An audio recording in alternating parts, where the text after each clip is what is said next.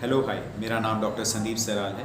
आज हम बात करेंगे अस्थमा के बारे में। सिम्टम्स होते हैं चेस्ट टाइटनेस मीन्स सीने में जकड़न महसूस होना, वीजिंग, खड़खड़ाहट या सीटी जैसी आवाज़ आना, डिस्निया, सांस फूलना, पेशेंट बात कर रहा होगा और उनकी सांस फूल जाती है। लास्ट है कफिंग मीन्स खांसी आना। ये सारे सिम्टम्स ट्रिगर हो जाते हैं ठंड के मौसम में, एक्सरसाइज करने से, एलर्जेंट से, पॉल्यूटेंट से, वायरल इन्फेक्शन से, स्विमिंग पूल के क्लोरीन वाले पानी से, एस्पिरिन सेंसिटिव पेशेंट को एस्पिरिन से, आई ड्रॉप्स में अगर बीटा ब्लॉकर्स है तो आई ड्रॉप से। अगर हम पेशेंट की या उनकी फैमिली की मेडिकल हिस्ट्री लें तो वहाँ पे भी हमें asthma, allergic rhinitis, sinusitis, atopic dermatitis और नेजल पॉलिप मिल सकता है। सबसे कॉमन इन्वेस्टिगेशन होती है एक्सरे, बट वो डायग्नोसिस में हेल्प नहीं करती। हाँ, आसपास और कोई दिक्कत हो तो उसे रूल आउट करने में हेल्प करती है। ब्लड टेस्ट में ईओसिनोफिल आईजीई बढ़ा हुआ मिलेगा। सिवियर केस हो तो न्यूट्रोफिल भी ज़्यादा रहता है। बट सबसे इंपॉर्टेंट टेस्ट होती है पल्मोनरी फंक्शन टेस्ट, जिसमें फूंक मारने वाली जांच होती है स्पायरोमेट्री। उसकी मदद से हम चेक करते हैं फोर्स्ड एक्सपायरेटरी वॉल्यूम इन 1 सेकेंड। अगर पेशेंट का FEV1 15% से ज़्यादा बेटर हो जाता है ब्रोंकोडायलेटर यूज़ करने के बाद, पहली कंडीशन। दूसरा, अगर FEV1 पेशेंट का 15% से ज़्यादा वर्स हो जाता है एक्सरसाइज, मेटकॉलिन या हिस्टामिन लेने के बाद, तो अस्थमा डायग्नोस हो जाता है। मैनेजमेंट में सबसे इंपॉर्टेंट है योगा। सेकंड, अगर पेशेंट कड़वी चीज़ें लेता है तो उससे बिटर रिसेप्टर एक्टिवेट होते हैं, वो हेल्प करेगा।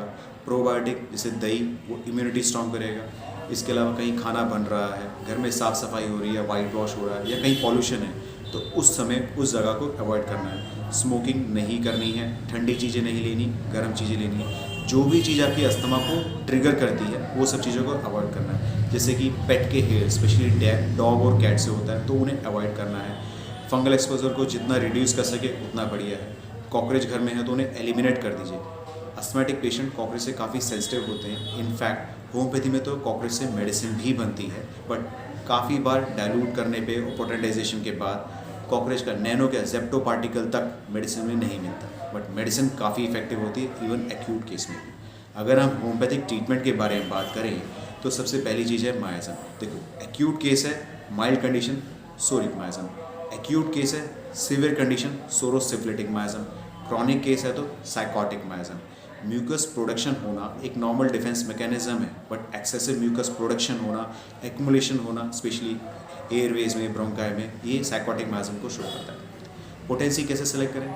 इसमें एक तो इंटरनल वाइटल ऑर्गन इन्वॉल्व है, ऑर्गेनिक पैथोलॉजी है। दूसरा, ओवर सेंसिटिव पेशेंट है, मीन्स किसी भी ट्रिगर फैक्टर से वो हाइपर रिएक्टिविटी और हाइपर सेंसिटिविटी शो करते हैं। तो जो भी होम्योपैथिक मेडिसिन सेलेक्ट हो उसकी सबसे लोवेस्ट पोटेंसी देनी है। एक्यूट फेज़ के बाद आप भले ही क्रॉनिक फेज़ में चाहें तो मीडियम पोटेंसी दे सकते हैं, बट वहाँ पे भी फ्रीक्वेंट रिपीटिशन नहीं करना है। आई होप ये वीडियो आपको हेल्पफुल लगा हो। Anyways, thanks for listening to me patiently. Stay happy, stay healthy.